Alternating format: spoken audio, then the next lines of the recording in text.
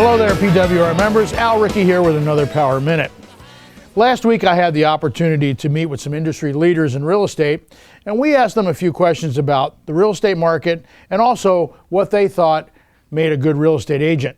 Let's hear what they said. What's the biggest challenge running a real estate office for you?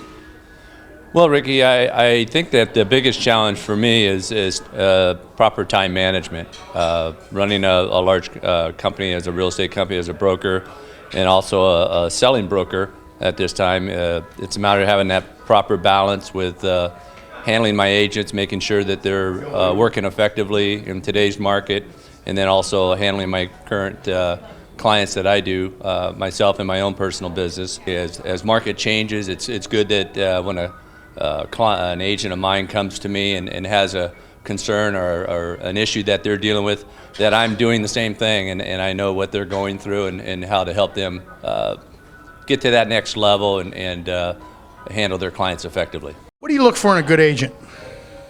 Well, as you may know, we tend to focus on mostly experienced agents in our company, and we want agents that have a great reputation with their clients, and ones that are really, if they're willing to look out for their clients and then they have a consistent business, that's a model that we can really help them grow.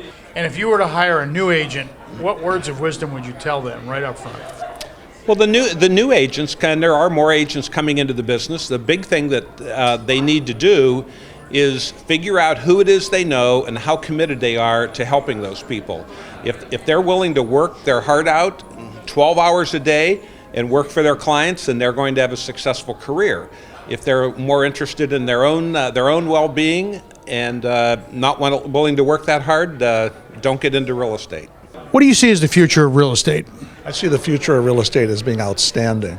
We've gone through a very slow period of time, but it's now up to the agents and the brokers to do a good job. There's a lot of customers out there that need our help. This is a very simple job we're in. The harder you work, the luckier you become. So you have to talk to a lot of people. If you had to give words of wisdom to an agent, what would you tell them? Words of wisdom would just be honest, work, ethics are so important in our business. I think if you have good ethics, you're honest with people, and you take good care of people, they'll take better care of you. So if you reach out and think of their needs before your own needs, success comes naturally and you stay successful. That's that you can look around at agents all over the community and you see some long-time agents, and that's because they were honest in their business practices. It's so important. What are good qualities of a realtor? Professionalism. They have to have a good attitude, wear a smile everywhere they go.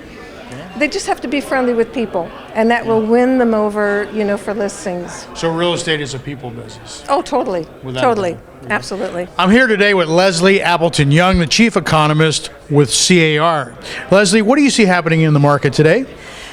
I would argue that we are at a tipping point in the market, and it really started over the last couple of months. We've seen a full percentage point increase in rates, and it's really, I don't want to say slowed the market down, but I think the frenzy that we've been in since February of 2012 has really segued into what I would consider the first balanced market we've had in quite some time. I think there's a lot more realism in the market, and we've seen actually an uptick in inventory in many communities in California over the last month or so. So I think we're heading into a period in the market that's going to be more sustainable and more attractive for both buyers and sellers. So would you say the supply and demand's kind of leveled off and now we're in a more traditional market? Absolutely. I think we're in a more traditional market, and if you will, we're in a retail market. 85 to 90% of the transactions today involve a seller who has equity in their home.